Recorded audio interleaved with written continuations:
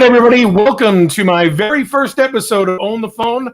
I'm super excited, not just for that, but the fact we've got an amazing speaker and a very talented coach and salesperson joining us today.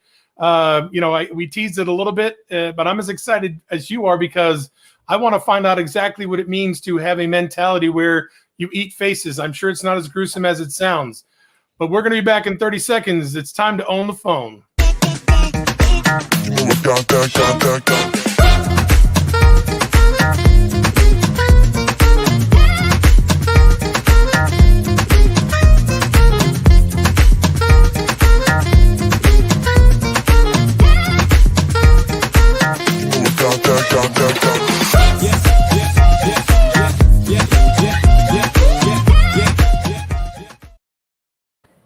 All right, boys and girls, pretty exciting stuff. I'm fired up. Hopefully I'll be fired up for every one of these, but I'm particularly fired up, number one, because I met Jason a few months ago. We connected on a Clubhouse chat, and I read his bio, and he's got like 16 years of sales experience. He's been coaching on entrepreneurs just like I have, and so I felt we had a lot of connection there. And then as I got to talk to him and get to know him, it turns out he's a super nice guy too, which is great. So let me just tell you a little bit about Jason, and then we're going to hit the ground running here. So people are drawn to Jason Tracey because he radiates authenticity, sheer energy, and empathetic disposition. He's subscribed to an eat the faces mentality. Jason has survived and thrived his own personal jungle and now empowers small businesses to persevere in spite of adverse circumstances.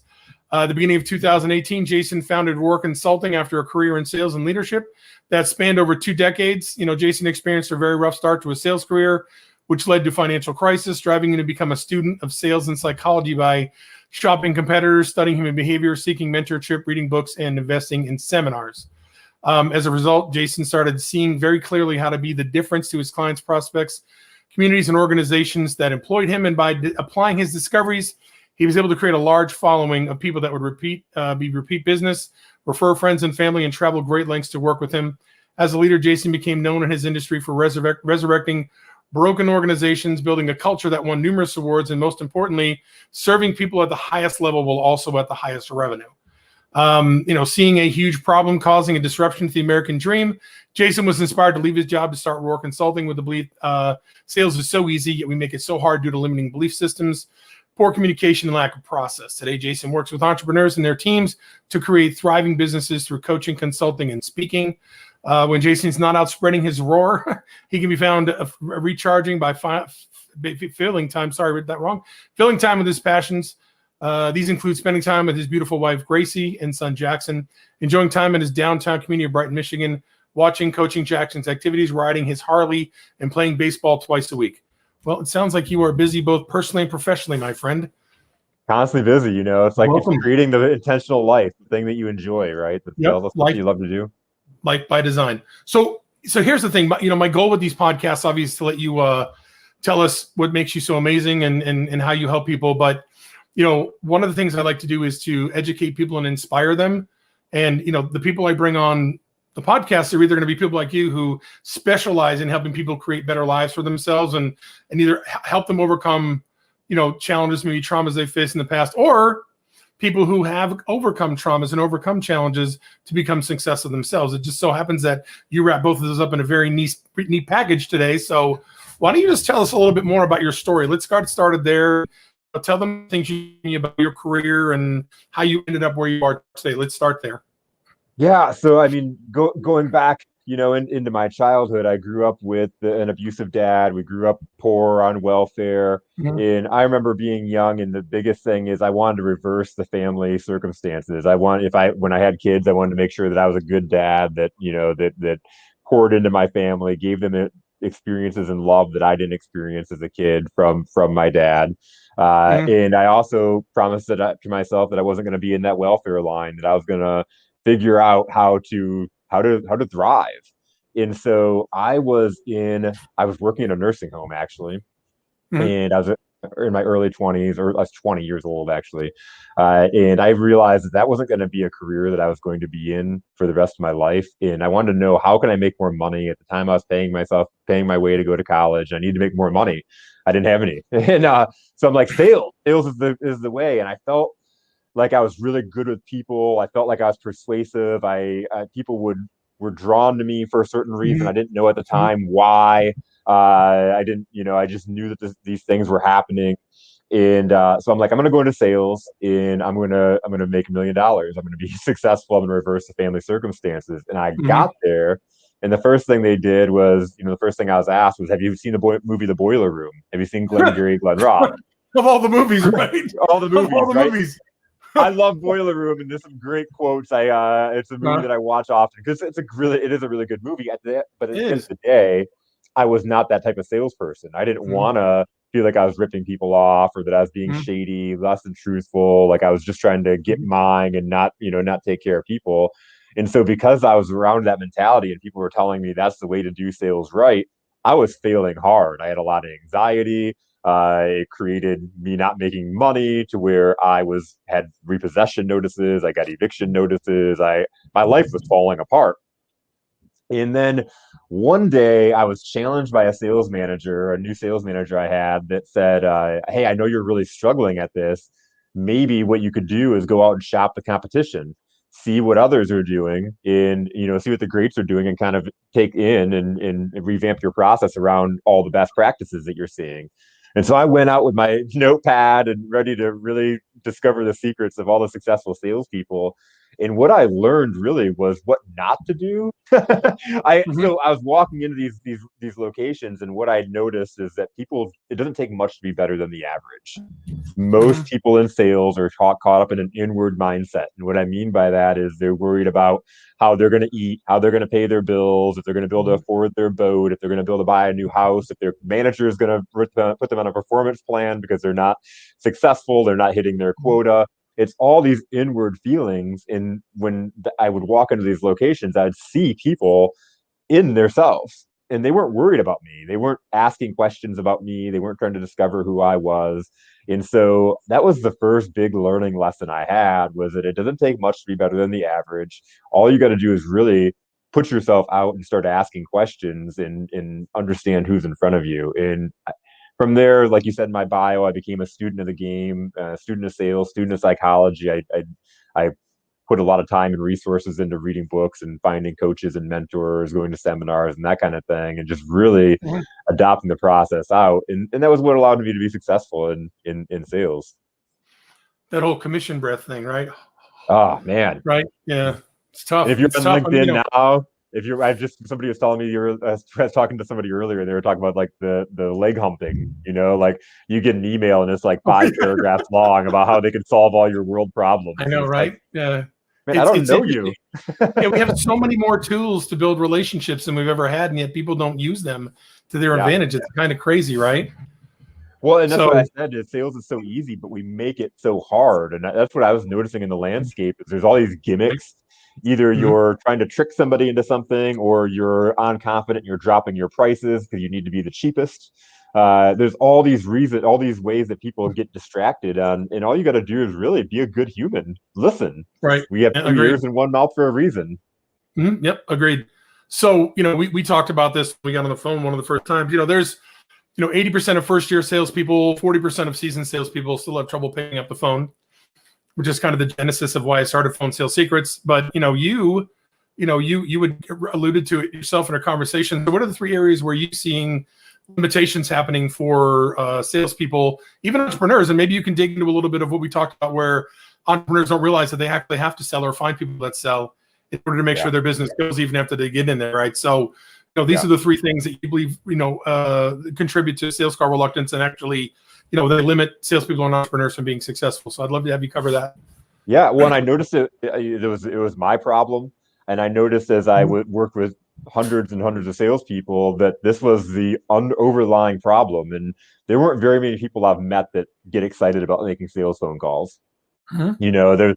There's very few people that can honestly say, "Oh, I love doing this. And I'm so excited to pick up the phone and sell some people today." Most people really struggle with it. And it comes down to your belief system. What's your mindset? Mhm. What do you believe? When you're picking up that phone and making a sales call, how do you see yourself versus how you see yourself in normal everyday life? Mhm. How are you communicating? Do you have an intentional plan? do you know what questions you're going to ask? Like Mhm. most people pick up the phone and they're like, hey, how's it going, Wally? I'm calling because I work for XYZ company and I can change your life with this product. Oh, you're not Mhm. interested? Okay, well, keep me in mind. Have a good day. And they, like there's that, Right. how Right. many sales calls have you heard like that or have gotten Well, it's called not, and that's had that? really not a sales call. That's more of like a check-in than anything. That's not even a sales call, right? You're right. But Mhm. Right. people, if they don't know what they're going to say and they don't have it planned out and Okay. they don't have an idea, it's really hard. So pre-planning and understanding how to communicate with your people, and then what's that process? Tying a process together. You could make a good call, but if you don't follow up with them next Wednesday, like you told them you would, or if you don't keep calling them, I think it takes an average of 6 calls to land a sale or to land a deal. Actually, Most just to land a contact. It's no, I'm sorry, 6 contacts. It's actually six contacts, not the dials. It's actually 6 to 8 contact attempts. I'm sorry, to land an opportunity, land a sale, Yeah, like you said, but it's the contact attempt. It's not just dialing the phone. it's It's not just a talking dial. to, yeah, Yeah, yes, exactly, yes, talking to yes, somebody. So, yeah. so Great let me clarification. yeah, let me review real quickly. So number one is self-awareness, right? Being self-aware. Yep. Number one, which is important. Self-awareness is like, I know who I am. It's more about, am I open to hearing other people's feedback so I can become better? And which leads to your second part, which is pre-planning your communication strategy, what questions you're going to ask, right? So if you're self-aware, you'll be open to feedback, right? So people saying, hey, ask this question, ask that question, don't ask this question, and just, so being aware of what you're saying and the questions you're asking and have a strategy for making that happen. The last thing is, what's your implementation? What's your approach? What's the plan once you get on the phone and start asking those questions? Where are you taking them from after that, right? So those are the 3 things, right? And so, and what you're saying is the not implementing these 3 strategies and understanding them at a high level is one of the bigger causes of call reluctance, is what you're saying, correct? Absolutely. Okay, Yeah. cool. Yep. Nice. Nice. And, So, and going into that I'm sorry. process a Okay. little bit deeper, like what do you Yep. want to happen out of this call? Of course, we want a Yep. sale. Of course, we want a sale, but most of the time, it's like, Mhm. what if I'm not talking to the decision maker? Can I get that decision maker's name? Will that make my next Yeah. call easier? That's a desired Mhm. result. How about that? I Right. have an appointment to call them next Wednesday. Create a few desired results, and then at the end of that call, make sure you're ending the call with a next step, a clear communicated next step, in order I like to, that. hey, I'm calling you back next Wednesday at 4. Right. Yeah, because I think a lot of salespeople fail to understand that it's not just making the call and having the conversation. It's, because that first contact we just said 6 to 8 contacts. That first contact is probably miles away from where they're ready to make a decision and even choose you, right? So you've Yeah. got to have plans and subsequent calls. I love that. Okay. So obviously you have to be able to do that when we get on the phone. How are we attracting the right prospects, the right fit for us? Like, what are we doing to determine that, to schedule more appointments, to make sure we're also working with the right people? Like, talk to me a little bit about that. Like, how do you find your tribe and your Yeah, right yeah, people yeah. to talk to? Like, Yeah, how are yeah, we finding the yeah. right people to talk to? What's your strategy there? Yeah, who are you working with? Whose problems do you solve? Who do you love working with? I find that Mhm. a lot of people do what they do, and you brought up entrepreneurs earlier. A lot of entrepreneurs start their business because it ties to their personal experiences. I'm doing what I'm doing because I saw so many people, myself included, failing at sales. And there's not many great sales mentors out there to really teach you the right way. There's a lot Mhm. of people, sales leaders, that are teaching you all the wrong ways. And so that inspired me to start my business. A lot of people will start their business because there's a certain community of people that they want to help. Who are those people? What's keeping them up at night? Mhm. And because then if you know that, it's like the reticular activation system, the law of Mhm. attraction. You can know where to start finding them. You can Right. You're on podcasts like this where you're speaking to a specific audience. And if Mhm. you're talking to a specific audience versus me being on a just a life coach podcast where we're talking to everybody across the universe that have Mhm. all sorts of different problems. How many people in the room are my specific people?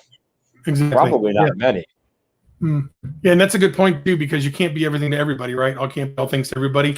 Zig I thought I Ziglar used to could. say, well, I mean, I think a lot of us start that way when we first Yeah. get into sales. We're like, hey, it's like going to the grocery store and just putting your arm on the shelf and just putting everything in your cart as you go down, even though you don't need it because you want to make sure you don't miss something. Zig Ziglar said something. I mean, he passed now, but one of my favorite quotes of his is that if you want to be good sales, you got to find a problem and solve it, and you got to find a need and fill it.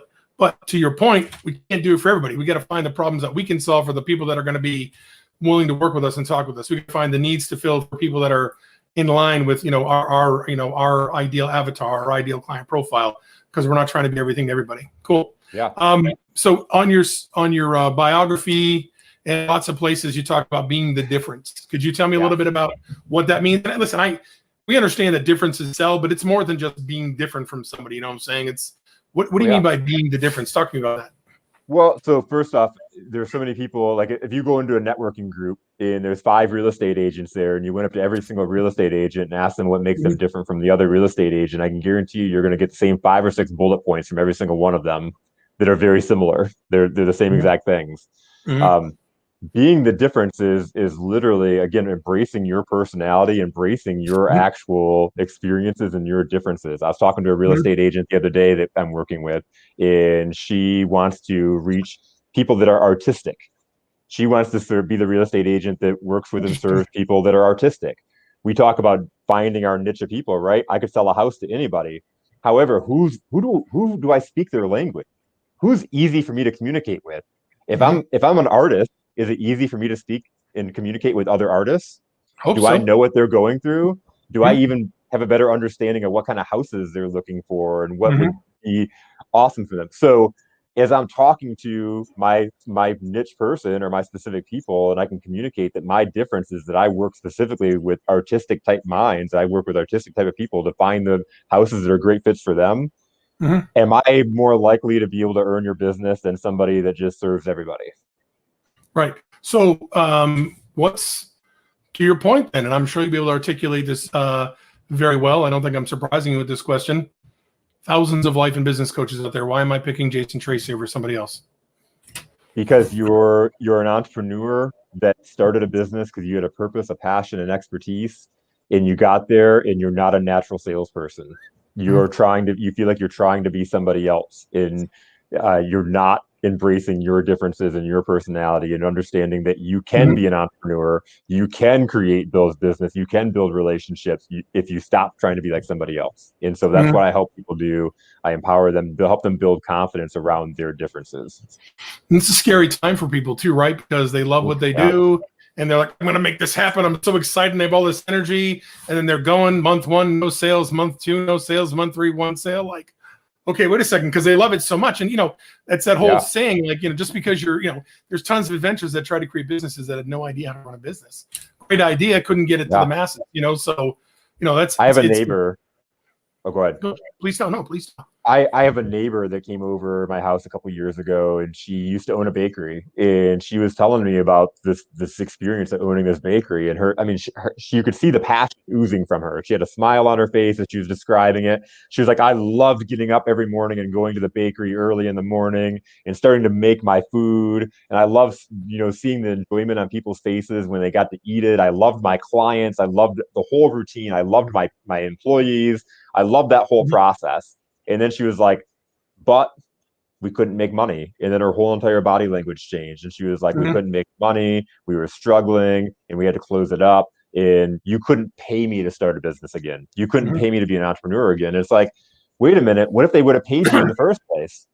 You'd still be doing it. You'd still be loving it. And you would feel like you were a winner. You would feel like you were successful just because you wouldn't have to be a millionaire. But you built the life that you intentionally wanted. You love going to your bakery. You love serving people. You could be making 40, 50,000 a year and be completely content and happy with that. Right. So the crux of your expertise is, hey, listen, you're passionate about this. You love this. You want to tell the world about it and make money from it. I'm going to show you, like right here in the middle here, I'm going to show you exactly how to do that because like you don't know yourself. I mean, that's what the premise of like shows like Bar Rescue and Kitchen Nightmares are based on, people that own bars and restaurants either because they had a lot of money and somebody said, hey, you'd be good at that, or they took over the family business, but they had no clue, right? So clearly the need for that kind of direction is huge, right? Because they have 2, and there's more than 2, but Bar Rescue, Kitchen Nightmares. What? My favorite was the Prophet with Marcus Lemonis. That was one of the right. When I started my business. He's the smartest guy because he's like, I want a piece. You know what I'm saying? Those guys just come in and take $50,000 from NBC and say, okay, here, I'm going to fix this.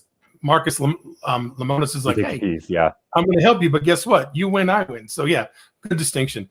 All right, I got to ask it. I mean, it's time to ask. I could ask more questions, but I got to ask. We have other questions. What does it mean to have an eat faces mentality? Yeah. So we talked about embracing challenges and adversity. I noticed in my life all these things that I used to be ashamed of actually made me a stronger person. Yep. So eat faces is in spite of thriving in spite of the circumstances, pushing, persevering in spite of the circumstances. And so where this came about is I had taken over a company as a director of sales that was bankrupt both culturally and financially. They brought me in as a Hail Mary. They had three choices: file bankruptcy and close your business, try to sell whatever. The second option is try to sell whatever assets you have to whoever will buy it. Another person that wants to open a business, they want to acquire what you have, you maybe be able to sell. That didn't work out. And so the owner of the company decided, I'm going to throw up a Hail Mary. And they brought me in to rebuild the company. And Mm-hmm. so that's what we did. It was during the recession. I came in as a director of sales, and very quickly we started having success. And over the course of a couple of years, we became the standard or the hallmark of what that industry was. We won all the awards, we got all the attention, we were able to keep expanding locations. By the time I left after 9 years, we had 9 locations across the state of Michigan, and they now have 13 between. Actually, they just opened their 14th between Michigan and Ohio. So Mm-hmm. they're continuing to grow. We were able to put this organization in the right place. And so we had won franchisee of the year in 2016. And I had my Mm-hmm. leadership team with me because I always brought my leadership team with me to the conventions and the seminars because I wanted them to get the experience. And so we had just won franchisee of the year, and other owners of the organization were out with us at the bar drinking in Chicago, picking my brain. How'd you get here? What'd you do?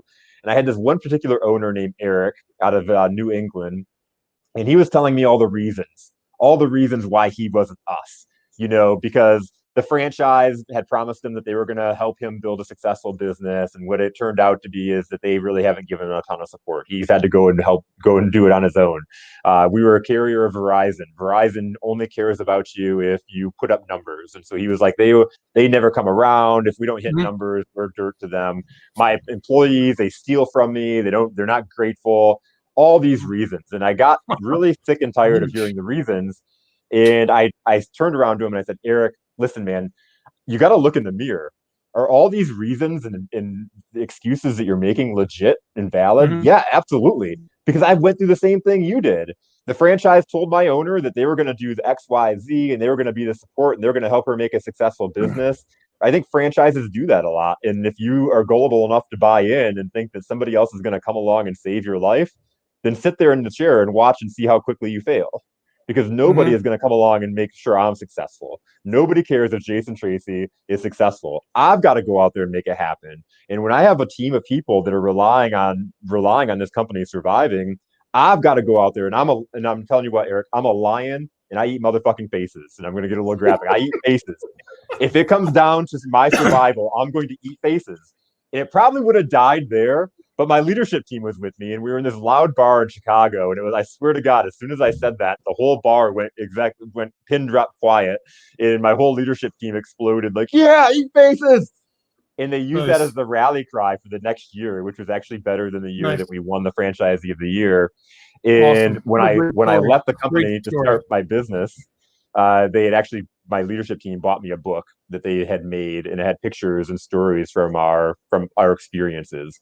And they wrote this really cool paragraph, and at the end of it, they said, "At the end of the day, we're lions that eat faces because of you." And so Oh I had to. man, that's I was telling one awesome. of my That's clients awesome. that at the beginning of Mhm. my business, and they really use that as their rally cry. And so it's become that mantra that Mhm. no matter what's going on in life, COVID happens, right? We all have to adjust. So many people's businesses had to change completely. Did you sit and Mhm. complain about what is, or did you Mhm. find out how to survive and thrive in spite of the circumstances? So basically, eating faces is looking at what's facing you, right, and then go attack it. Attack it, Don't attack just it. go The best way I've attack ever it. heard. Yeah, Got it. Nice. that's probably the Okay. best way I've Perfect. ever heard it explained. That's Yep. awesome. I Right. like Eating faces, it. things are facing you. You attack it instead of running from it. Yep. Okay. So I mean, listen, we talked about your story. We talked about my story. We've probably got about 5, 6 minutes here. We both come from pasts where bad things happened. I still remember, I bought a house I shouldn't have bought because I got a loan I shouldn't have gotten because the mortgage company, I mean, it's my fault. I mean, I took the loan out, what I'm saying, but my interest rate went from something really nice to like 9.5% after the third year because I did that, 3-in-1 arm. So, and so I remember, things were not going well. It was 2006, 2007. And I remember the tow truck pulled up in front of my house to take my BMW, you know what I'm saying? And my now ex-wife was up in the house doing one of those like Pampered Chef parties, tons of cars. And I said, hey, could you just go down to the end of the street and I'll drive my car down there? And they were nice enough to let me drive the car and drive it up onto the platform for them. So, I mean, I get it. You know what I'm saying? I understand at a really high level. So, this real estate market specifically, as crazy as things are, there's more real estate agents right now than there were in 2007, even, because in 2007 we sold in the US, I think around 6.6 million homes, almost 7 million homes, but there are 1.41 million realtors. This year, we're probably going to sell between 5.5 and 6. So less than that. And there's going to be 1.45 million realtors. So there's just not enough food for everybody to eat, and so, but if you do what you're supposed to do, you can still take care of yourself. So what's your suggestion? What's your recommendation? What's your approach for people that are in a super competitive environment? And then, it's not so much that, hey, if I don't make a sale, it's not okay, where they need to make sales to be not just to succeed, but also to continue to be a real estate agent until things change. Like what's your philosophy when these hard times come about and, want to squish people, so to speak? What are your thoughts about that? I'm a big believer that no matter what the circumstances are, again, we talked about this, but I've always said this to my sales team, is that there's no such thing as a bad or a failing salesperson, there's no such thing as a good salesperson struggling through a bad economy. The top percent is always going to do well, no matter what. The top percent of people are always going to do well. And it's because they're out there, they find their market, they know who their people are. No matter what, you can find your target people, you can find the people that you love working with, and you can drill down and communicate well to them, and you can become a top producer. You can lift yourself up over the noise, because it doesn't take much to be better than the average. If you go through and you follow up, build relationships. Yeah. And I think it's interesting. I don't think people understand that. I do a lot of work with real estate agents to help them get great on the phone, and sometimes we'll just call other agents and listen to what they do and see, how much better off they are than other people. And I think if we don't, instead of doing what you were saying earlier, which is get, so worried about what's happening inside and so introspective and get that commission breath going, if we're not as much worried about that as we should be, as of doing the best we can on each phone call and learning what we need to learn. And like you said, being self-aware, pre-planning our calls, having our questions in place, and then understanding what our implementation strategies, but also what's going to happen afterwards. If we just focus on that, things would take care of themselves for sure. Oh, absolutely. Absolutely. I agree. My daughter plays the flute, and she's been playing for like 9 years now. And, my kids hated my I would they would have a problem. I would start talking to her like, we need a dad, not a coach. Or they'd be like, okay, coach, thanks. But I said one thing one time and it stuck. I said, listen, don't worry about the whole song. Just play every note the best you can, and the song will come and play well, right? So I know you're a sports guy, so I got let's you brought up kids. So my son, 2 years ago, he was in sixth grade. Jackson, he was playing football, and he had a good year. It was his first year tackle football in fifth grade. The coaches loved him, and they got him hyped up. They said, you're going to be a big playmaker next year. And so he came into football camp thinking, I'm going to be a receiver, I'm going to be a quarterback, I'm going to be a running back. And he didn't put the work in. He didn't get noticed. He was really quiet. The coaches didn't know him. He was a bigger kid because he was in sixth grade, not a lineman by any means of the imagination, but because he was a sixth grader and he was bigger and he didn't get recognized, they just said, here, we're going to put you on the line. And he became a third string lineman. So we talk about real estate agencies or real estate agents or anybody in sales that has to separate themselves from the competition. Nobody knew Jackson. The coaches didn't know him. And there's a really funny, really cool comment that I'll tell you in a second that one of the coaches said at the end of the season. But so Jackson came off the field one day and he was really upset because they had a scrimmage in practice and he didn't even get to play in the scrimmage. Like in the practice scrimmage, he didn't even get to play. And he looked like he wanted to quit. And I asked him the question, do you not like football or do you not like playing?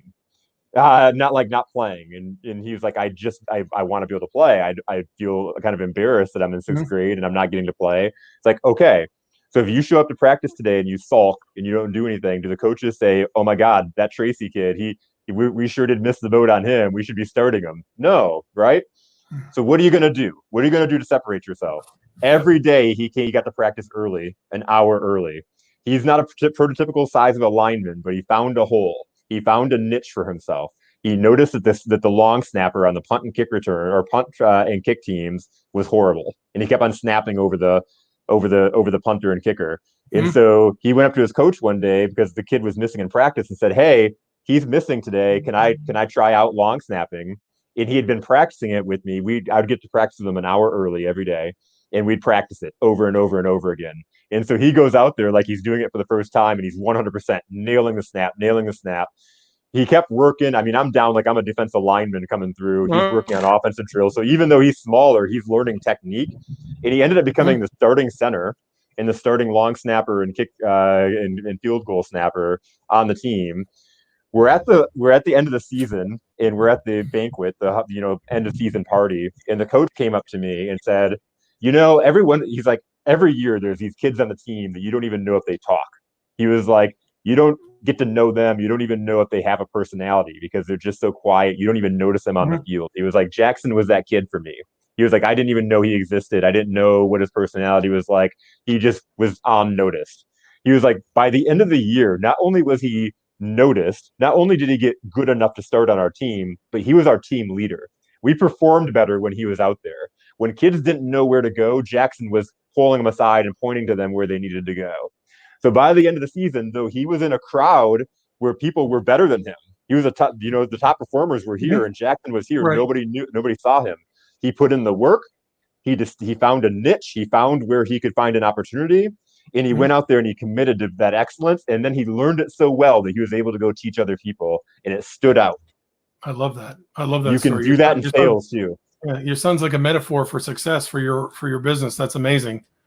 I love that story. And I think kids, the good thing about kids is that they don't have a lot of the bad habits we have as adults. They don't have a lot of the negative reasons not to do anything. They have been drinking for 10 years, taking drugs, depriving themselves of sleep. So they get a much more authentic look at what's happening in life. And I think we can really use, we can really use their experience to kind of recenter ourselves and get into, we need to be able to accomplish great things. So, but just as a quick recap here, be the difference, not just being different, but actually be the difference for people. Show them how, because you're different, you can help them accomplish better, bigger, more important, more successful, more financially advantageous things in their lives, right?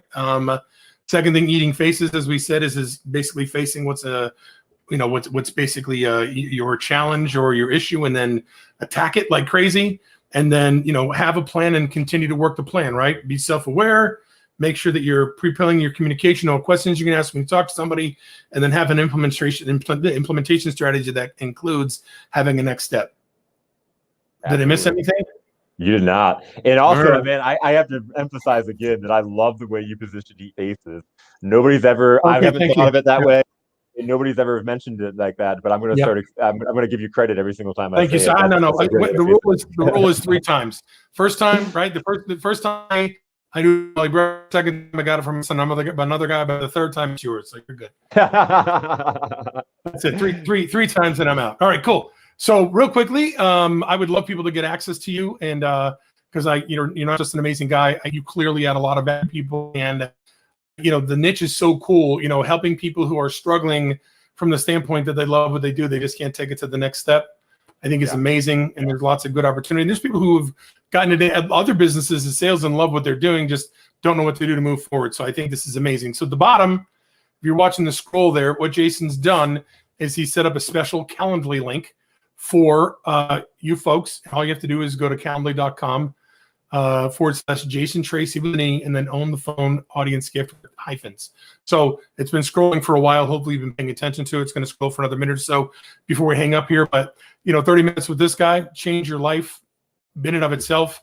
And I'm sure he can give you some great tactics to get yourself either mentally and emotionally in the place where you need to do what you need to do to get the results from there. So look, I'm not, you ever see First We Eat, the hot wings thing with Sean Hayes, Sean, whatever his last name. So you only have one camera to look in, but why don't you just tell people, what's going on for you now, what your goals are, what your plans are for the future. Let's talk a little bit about that. Yeah, so things are really blowing up. It's been awesome. One of the pivots that I made or adjustments I made during COVID was getting on LinkedIn and Clubhouse and just really helping people, serving people, Mhm. helping, you know, telling the stories of how I'm helping clients because if my clients are struggling with it, if I've struggled with it, chances are other people have struggled with it. So just really empowering the entrepreneurs and just to a quick clarity. The other day I was asked, and I get asked this all the time. Somebody was asking, should they hire? They're going to pay for a lead generation service, and they asked if they should do that before they hire me. And my simple question was, okay, you're spending all this money on lead generation. First off, if you hired me, I would show you how to find the low hanging fruit, and you wouldn't even need to make cold calls. However, if you're going to hire a lead generation company, what are you going to say to them? And he was like, I don't know. So don't Mhm. waste your money on the lead generation that's going to sit there and you're not going to make the calls because you're not Mhm. confident on it, or you're going to make horrible phone calls because you don't have a system or a process and you don't know how to communicate to them. And Mhm. so with my clients, I have a clarity strategy outreach or execution Mhm. session where Right. we'll find the clarity strategy, develop their strategy, and then I sit with them on the second session when they make their outreach to help them build that confidence up, to help them implement their strategy, especially over Zoom. I have the whiteboard, and so if they're stuck Nice. and I hear a cue, I can bring up a question to help them and push them down, just to get that comfort and build that momentum up, so they're making their calls. So that's what I'm working on, and it's I so love it. exciting to see I love people it. go through this And process. And the good news of it is, folks, there's that little scroll again. They go to calendly.com, Jason Tracey / on the phone audience give with hyphens. They can talk to you a little bit about that. You can give them a little bit of taste of what that looks like, and really, Absolutely. and it's amazing. Clarity is so important to keeping momentum going, even building momentum. It's so important to every aspect of what's going on in your business. So that's great. All right. So that is a free call that people can have with you, and they can schedule with you in your calendar, and then you'll make it available for them. Any final thoughts before we let everybody go?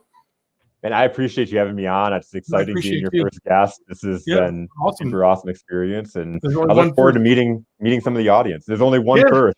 Yep. Exactly. Yeah. So we'll, there'll be opportunities for you to check in with the group, the phone sales secrets group. Yep. What's your Facebook group page, by the way? Roar Consulting.